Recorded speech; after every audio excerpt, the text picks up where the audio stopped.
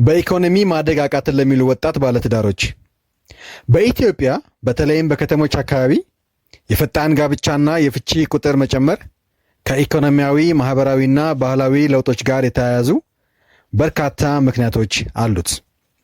የምዕራባውያን እና የዲጂታል ሚዲያ ተጽዕኖ፣ ማህበራዊ ሚዲያ፣ ሶሻል ሚዲያ የሰዎችን የግንኙነት ስታንዳርድና እይታ ቀይሯል።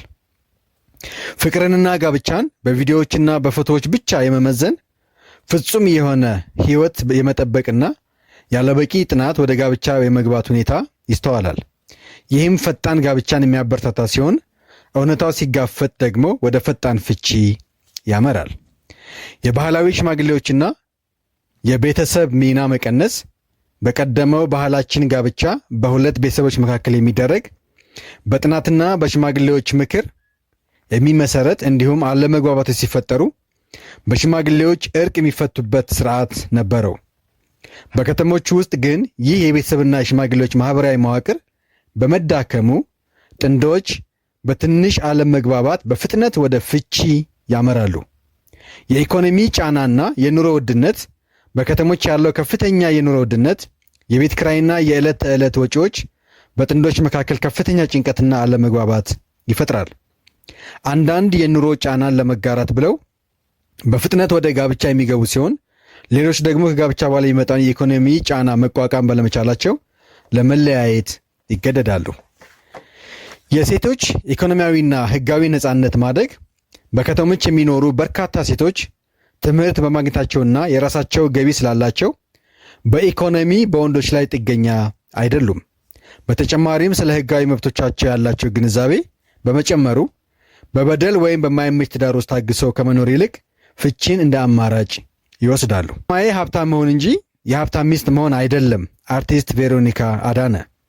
ታዋቂዋ አርቲስት ቬሮኒካ አዳነ በህይወትና በስራ ስኬቷ ዙሪያ በሰጠችው አዲስ አስተያየት በራሷ ጥረትና ልፋት ከፍተኛ የፋይናንስ ነፃነት ማሳካት ዋና ግቧ እንደሆነ ገልጻለች። አርቲስቷ ሌሎች ሰዎች በመጠጋት ወይም በጋብቻ ጥላ ስር በመሆን ሀብትን ከመሻት ይልቅ በራሷ ሙያዊ ጥረት፣ ትጋትና የሥራ ፈጠራ የተሟላ ሀብት ማፍራት እንደምትፈልግ አጽንኦት ሰጥታ ተናግራለች። ይህ የአርቲስት ቬሮኒካ አስተያየት በተለይም በሴቶች ዘንድ የራስን አቅም ማጎልበት፣ በራስ መተማመንን ማዳበርና በኢኮኖሚ ራስን የመቻል አስፈላጊነት የሚያጎላ በመሆኑ በማኅበራዊ ሚዲያና በመዝናኛው ዘርፍ ሰፊ መነጋገሪያ ሆኗል። የአርቲስት ቬሮኒካ አዳነ በራስ አቅም መቆም እና የዶክተር መስከረም ለቺሳ በትዳር ውስጥ በትክክለኛ እቅድ ማደግ ሐሳቦች የሚያገኟቸው አንድ ትልቅ እውነት አለ። የማንኛውም ስኬት መሰረቱ የራስ ጥረት፣ ቁርጠኝነትና ትክክለኛ የፋይናንስ አስተዳደር ነው። በአሁኑ ወቅት ትልቁ የወጣት ተጋቢዎች ፈተና በዚህ ደሞዝ ሰርተን እንለወጣለን ወይ የሚል ነው። ብዙ ትዳሮች የሚናጉበት አንዱ ትልቁ ምክንያት በቂ የሆነ ገቢ አለማግኘትና ተምሮ ወይም ለፍቶ በኑሮ መለወጥ አለመቻል ነው።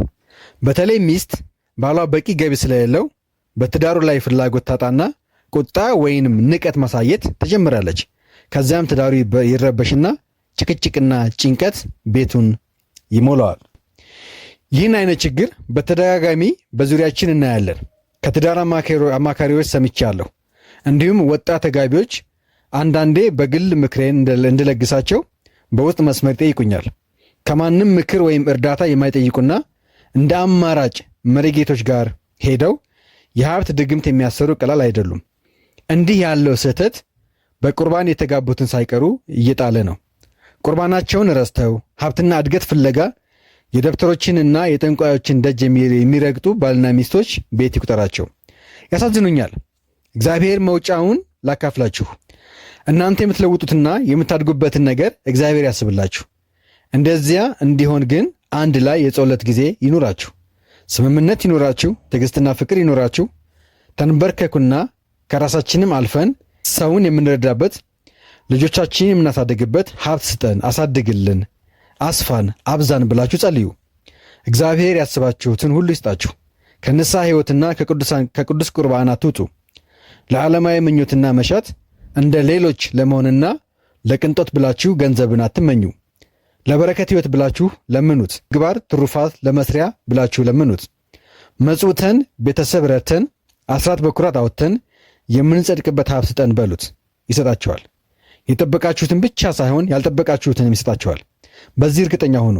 ለሚስትህም ምከራት። በቅንነት የሚሄዱትን ከመልካም ነገር ሁሉ አያሳጣቸውም።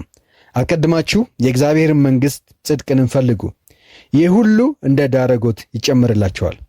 በነገር ሁሉ በጸሎትና በምልጃ ከምስጋና ጋር ልመናችሁን በእግዚአብሔር ፊት አቅርቡ እንጂ ስለ ማንኛውም ነገር አትጨነቁ።